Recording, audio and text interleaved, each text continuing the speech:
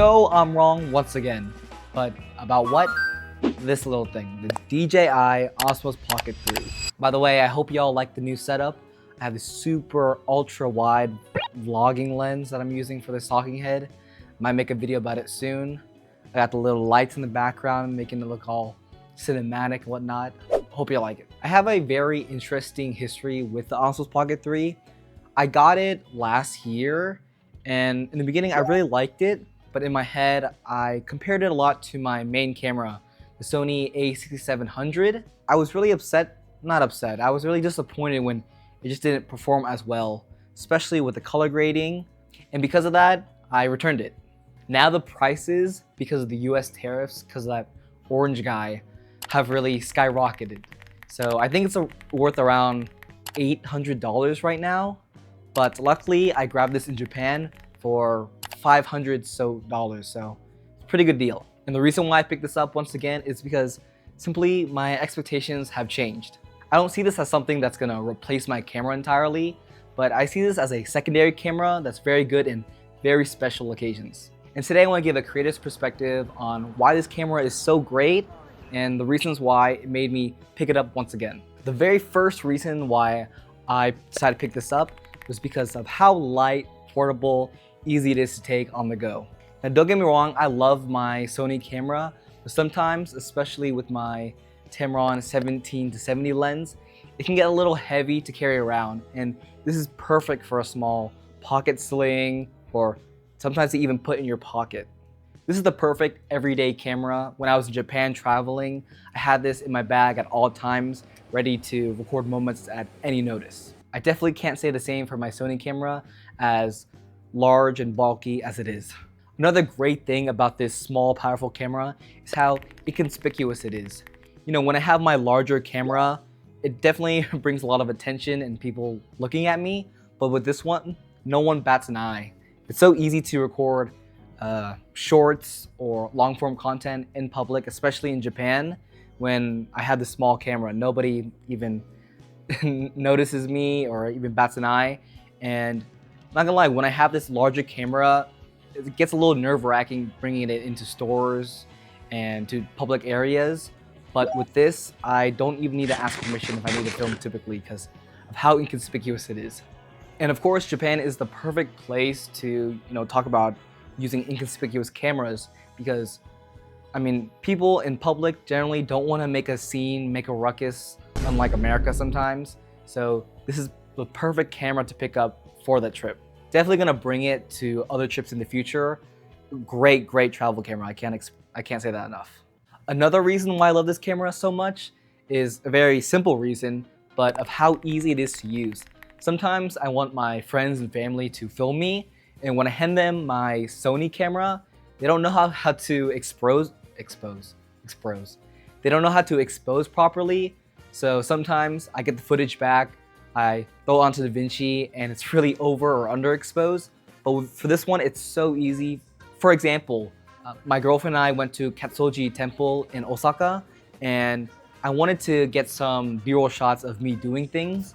And instead of handing her my Sony camera, I handed her this, and this is a lot easier to use, so that was another great reason to pick this up. This thing by itself is great, but what levels it up are the accessories that you can get for it. Right now, I have this metal plate to it, and it's amazing how, for example, if I'm on the streets of Japan and I see a metal pole, I can just put it up on there, get really cool dynamic angles that I wouldn't be able to get, if I didn't have it. So that's one accessory that I love and definitely highly recommend for the Osmos Pocket 3. Another thing I have is this nice screen protector. And what's coming in the mail, hopefully, it's gonna be a game changer in terms of color grading, are ND filters. When you're filming outside, it can get really overexposed when you're shooting in manual mode, but that's all solved with ND filters. So highly recommend getting ND filters for the Osmos Pocket 3. And I'm thinking about making an accessory videos about it because I know a lot of people are getting this camera. It's very popular. So if you'd like to see an accessory videos about what accessory you should get for the Osmos Pocket 3, let me know. Another great capability about this camera, which is kind of also to its detriment, is the built-in gyro, that it has. So the footage is extremely stable, extremely smooth. But one thing that I want to share about my experience with this is actually I broke this camera.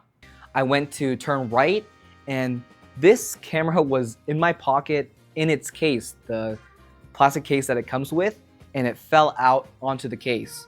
And I was like, oh shoot, I dropped it. I saw reviews online saying that it's a pretty delicate camera, but I was like, it fell in the case. It should probably be fine, right? So I took it off, tried to use it, and I was like, oh. The camera was broken, not completely. The camera itself still worked, but the gyro did not work. It would not turn with me, and I was freaking out. I just spent $500 some on this in Japan. I need to get this fixed, so what do?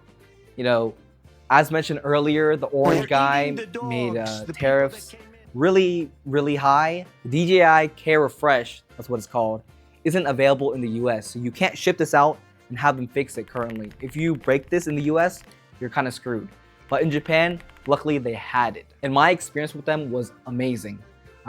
With the help of my girlfriend's mom and my girlfriend, I shipped this out, waited 3 days, got it back and it was fixed. Paid around like $40 to fix it, but I did not care.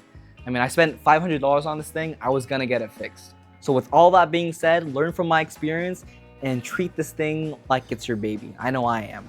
And since I got this magnetic accessory, the original cover doesn't really fit it, so I got this plastic one to put on it.